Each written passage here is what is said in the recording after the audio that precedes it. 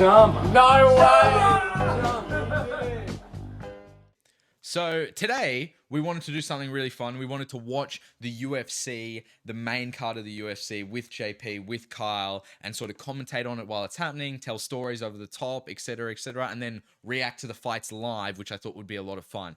The UFC and KO have protections in place to allow us not to do that. Every time we'd try and load it up on the screen with all the system connected, with all the podcast equipment, the screen would go black and the picture would go away, but you could still hear freaking Joe Rogan and DC commentating in the background. So we were like, what are we going to do? We restarted the PC a number of times and we eventually figured out that this is not going to work. The UFC have put a block on us for trying to connect the HDMI to the OBS to all the systems we have set up.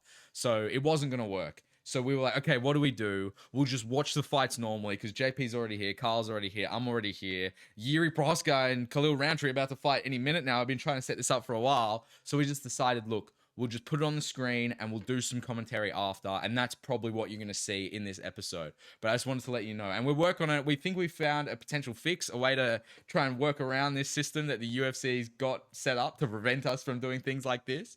But we're going to keep trying. But first, I wanted to start the show with one of the best MMA moments I've seen in recent memory, and it doesn't even happen in the cage. Kyle, could we pull up the Conor McGregor Bare Knuckle FC press conference that happened the other day? And what have we got here in this event lined up for you? We've got one hell of a fight card. We've got our King of Violence world title on the line by the current champion, Michael Perry, the King of Violence, making his return. He's got a big point to prove. And you know what's at stake, Michael? If you don't perform, you're gone. You can go back to those exhibition bouts and those misfits with the put on the big gloves. We'll part ways. But I'm confident you'll show up and do your thing, and I'm excited to see it. And then who are you against? You're against a man, Jeremy Stevens. Who the fuck is that guy? The one and only. The hardest hitting 145 pounder. And for me in this bout, I'm undecided. I am absolutely undecided on it. This could go either way. But one thing's for certain. This is going to be one hell of a fight. And you know what's at stake again? They're both angling for a fight against the big boss, me. So, for me, who would I wish, who would I prefer? Either or. Bro, he is so coked out of his mind. Oh. It is insane. This is Conor McGregor's final form. He's transformed into Dana. It's insane. And now he's doing the fight promotion and in this fantasy land where he's fighting himself. But anyway, in terms of those last three fights living up to the billing, it's hard to remember a card that, was so satisfying in that regard. I guess all the fan favorites won in really great fashion. And I just think I think Dana would be really happy with how that card unfolded. No one's happier than Dana right now. And how the first few pay-per-views of the Paramount deal will go. Pereira winning, that's his golden goose right there. 100%.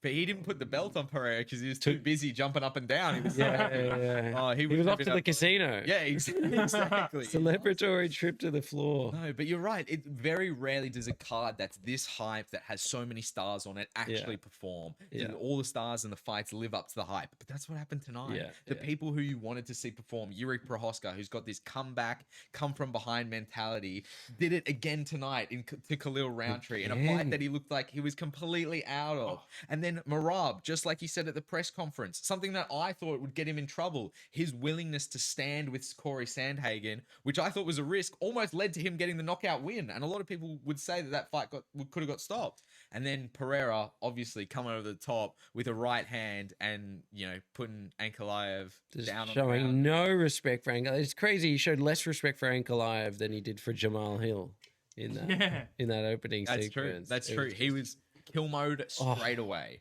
We talked about that. Unbelievable. It was on the gas. And I think if you're Ankalaev, they just were not prepared for that. They really did not think that he was not ready for Pereira to attack him like that in those opening seconds. Obviously, yes. They just all the scenarios they would have considered and how they were going to construct or approach that first round. That never crossed their mind that Pereira might just come out, press him right up against the fence early, and look to go for the kill. Yeah, that's what happened. He was like, "Fuck the leg kicks, fuck the Yeah, game yeah, plan, yeah. fuck the cardio. This is about power. I'm Yeah, gonna there put was it on you." no hesitation. Ankalaev was clearly not ready for that because you might have some triggers or some counters or some things that you would do in order to get back to equilibrium or to get Pereira more on the back foot.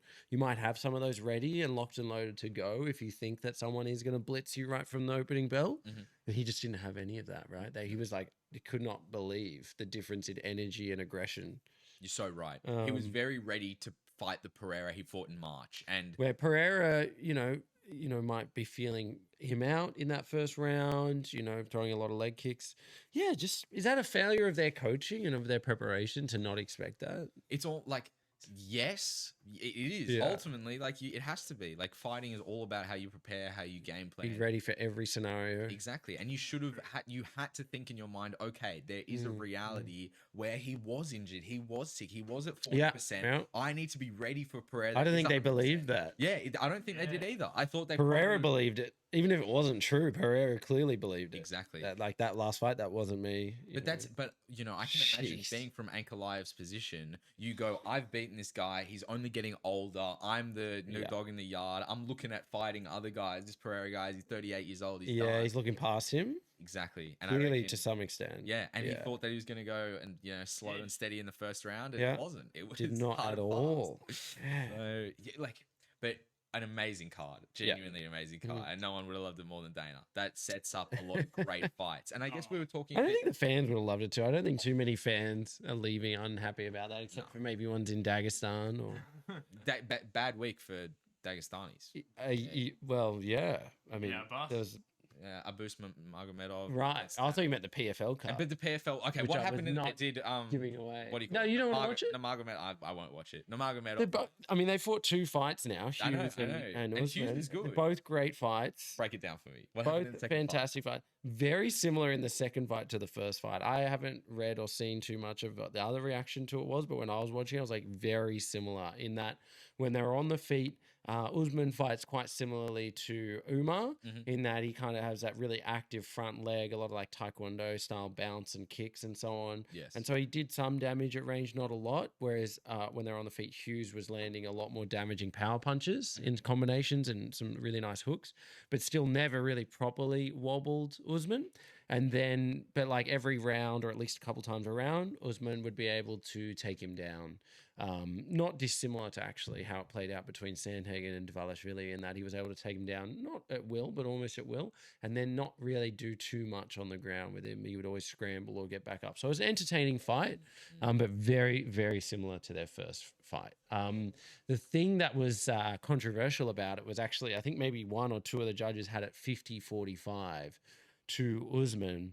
And a lot of people are saying that's a robbery. I actually think that maybe exposes a flaw in the scoring system because if Usman wins each of the 5 rounds by a hair, he only just wins them because in each of the 5 rounds, Paul Hughes landed a power punch that briefly maybe wobbled him or really woke him up and got maybe the more damaging blows down on the feet, but Usman would take him down at least once or twice and hold him down briefly.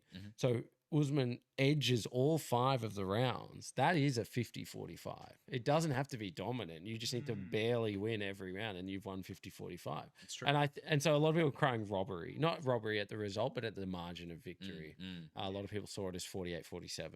But I actually think it was such a close fight that it could have been 50-45 to Usman. But it was in Dubai, so you have that bias element in there as well. But it was a really, really entertaining fight. I mean, Usman is probably a lot more similar to Umar than he is to Islam in that he's much lighter, more elastic with his strikes, probably less damaging and less going in for the kill than Islam does. But he's got it's worth watching for someone like you because I think you would appreciate it. Both of those fights, his transitions from striking to takedowns are just some of the best you'll ever see. Yes. Merab had a couple of really nice ones in that fight, where he would really mix in the striking with the wrestling really well. But that's, I think, what Usman's strength is. He's incredible at doing that. So it's worth watching for that reason alone. But yeah, that's what happened. Yeah. So that's the PFL summary. Fair. I like the PFL summary because I'm not paying for those pay-per-views on top of the It wasn't a pay-per-view. It wasn't? It was on watch it? Stan. Wow. Yeah, which was good. I that think is that's good. smart. But yeah, they've got issues in PFL. I mean, They haven't got a lot of top flight talent. That was 2 of probably their 3 world-class Yeah, level stars, you're right? right. Because then they've got Francis as well, Yeah. who they can't seem to pair him up with anyone. And yeah, it's just the production quality and so on is a noticeable step down. And they also frame it in the wrong way. Like that was their top 2 biggest stars fighting each other for the lightweight belt, which is the premier belt in MMA. And they were framing it more as road to Dubai, and like they were framing it more in the context of their season-ending tournament and all that, how they have that. And I just don't think that was smart. I think you build up this fight on its own merits. This is the pinnacle. This is the only one the MMA community is really interested in, on a broad level. So they've got some issues there. I don't know how long they stick around, right? They've got, I don't know if there's too much of a future in it. You'd be shorting PFL stock right now. I think with the Paramount deal as well. I don't think the Paramount deal is good for PFL. Because UFC is not going to be locked away behind a pay-per-view wall anymore. No, I think that's true, and I think we will start to see a lot of PFL athletes start to make the move over to the UFC. And who are they going to match up Francis Ngannou with in the PFL? No one wants to see him fight anyone in the PFL. Yeah, right. There are a handful of really good fights for him in the UFC, and there's just none really that are interesting for people in the PFL. And they backed themselves into a corner. I think they made a pretty big loss on his first fight, because they agreed to pay him X amount, and then the event didn't even generate that amount. Yeah, from memory against PFL always doing that. They're always paying their fighter $1 million. They have to, they're getting 20,000 buys, and it's like this is not good, guys. This is not sustainable. So, but especially at a division like heavyweight, where we are a bit starved for talent. We don't have as many. It's a steep drop off. Exactly, it's a precipitous drop. I mean, and the guys who Gun Aspinall next pay-per-view. How do you think that one goes? I think Aspinall gets it done. I think easily. Aspinall is an amazing grappler, and I think if Garn hasn't been working every single day on the grappling since he got submitted by John Jones 2 years ago, then he's in big trouble. And I don't think he's been doing that. I think he's probably been. He's had a fight since then. Yeah, he's done a couple movies. But you can't. He's done some movies, right? This is the thing. Cyril Garn's going to lose. If you're doing movies, you're not winning the world title. Tom Aspinall is not doing movies. He's not doing movies. Yeah. He's in there training, and he's in there doing the jiu-jitsu because he knows that's what's going to work. If I'm Tom Aspinall, I know Tom's got great striking, this, that, and the other, right? But you'd think Cyril Garn is training for a stand-up fight every single day of the year. He probably doesn't. He kickboxes every single day, right? So if I'm Tom Aspinall, take him down. Take him down. I think the same approach that Jones took. Exactly. Just do the exact same thing. Take him down and submit him. He could do it in the first round. But Tom is a great striker. His ego will get involved. He probably will try and stand with him. And then that opens his ego, but just his belief in his own strike. Agreed. Which is probably better than Cyril Garn. Cyril Garn, for a big guy, he's got great technique and he's really fast. Yes. But I think Aspinall also has great technique. He's really fast. He's an even bigger guy. Yep. He's bigger than Cyril. He's obviously got more knockout power than Cyril Garn as well. Well, that's the thing. Like, he's so well rounded. Yeah. Well, because that's Aspinall might be a better striker than Cyril Garn, but if I'm Aspinall, I don't even want to find out because I know I'm a better wrestler. Yeah, you know. He did very well for his profile, his reputation out of John Jones ducking him. Not as good as he would have done if he knocked out. If he'd fought him. Yeah. It's the next best thing. Yeah. The next best thing is to not fight, not risk your undefeated record. And you also have to say, look, like I'm sure he did a lot in the off season for himself and his family, but you also have to say his reputation would probably be better served if John Jones didn't exist at all, and he'd already fought Cyril Garn. He'd already fought, these other guys at heavyweight that pose a bit of a challenge. Volkov probably next after that, in my opinion. The rematch. That would be a good fight too. And so, he probably already has those 2 fights by now. If there wasn't this contract negotiation BS going on with Jones, and now what's happened with really dragged on. It's like the whole year. Yeah, you're gonna fight in November or October in the end. Yeah, the last time that Tom fought was against Curtis Blades in the UK. That was at least like a year. It was last year in July. Yeah, exactly. Wow. And so that's getting to. He could have easily had 2 fights. Bit of a waste of his prime, isn't it? Yeah, it's a shame. It's a shame when that happens. And also, from his perspective, he's not making any money while he's not fighting. Well, it turns out he is. Yeah. But not as much as he would have made otherwise. But I want to come back to the fights really quick, and then we'll get out of here. Okay. So, first of all, I want to talk because what we've done, we had a lot of issues with cameras and everything, so we weren't able to actually do what we wanted today. But I want to talk about the Yuri Khalil fight for a little bit. I know we've already talked about it a bunch, but fight of the year. Fight of the year. One of the fights of the year. Khalil pacing him up in the first 2 rounds, really, making it look pretty easy, making Yuri look not very prepared, making him look slow on his legs. Yeah. And the chaos ended up coming through in that 3rd round, and the opportunity presented itself, and Yuri took it. Yeah, it was just like a sandstorm that you could see on the horizon, and then by the middle of the third round, it had arrived, and you suddenly couldn't imagine anything not in that sandstorm. That's a really good metaphor. It's because you could always see it coming, and that he wasn't going to give up, but he just he was really being kept at bay for the first 2 rounds. Did such a good job of hanging around mentally and physically, because he did get chopped up. He took a lot of damage. He's got a great chin. Wow.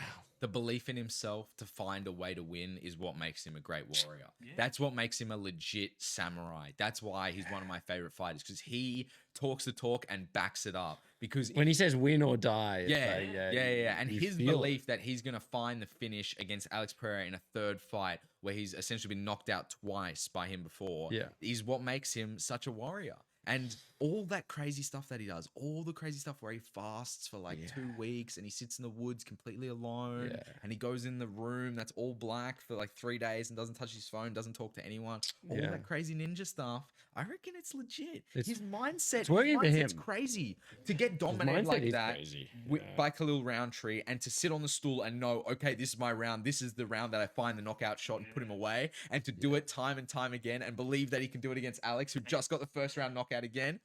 It takes a different type of person. That could be a Hall of Fame fight in itself. You could put that in the Hall of Fame. I agree with that. That was a great fight. One of the best, Khalil was hitting him so hard that you thought Yuri was going to go down. You got to spare a thought for Khalil. Like, he'd given everything, and just the amount of damage. He'd be in so much pain right now. The amount of damage. Even with all of great game plan. Like, he was so tight, like he didn't really get much damage in those first 2 rounds. No, he was just very good. Very fought a perfect fight. I couldn't believe it. He wouldn't be able to believe it either. He'd be like, "What the hell did I do wrong?" Yeah. And as we said before, the only thing that I think he could have adjusted is stepping off the gas just a little bit at the start of the third round to try and preserve him for the inevitable storm that was going to come in Yuri Prohaska. But speaking of storms that no man seems to be able to handle, we got to talk about Marab super quick. Yeah. Right? So, what's up? My mum's there, Carl. What's she saying? They're upstairs. Do you need them? Yes, I need to move the All right, hold on. I got to get them because you won't know where they are. They're upstairs. Nah, because they're in the bag. All right, I'll be back.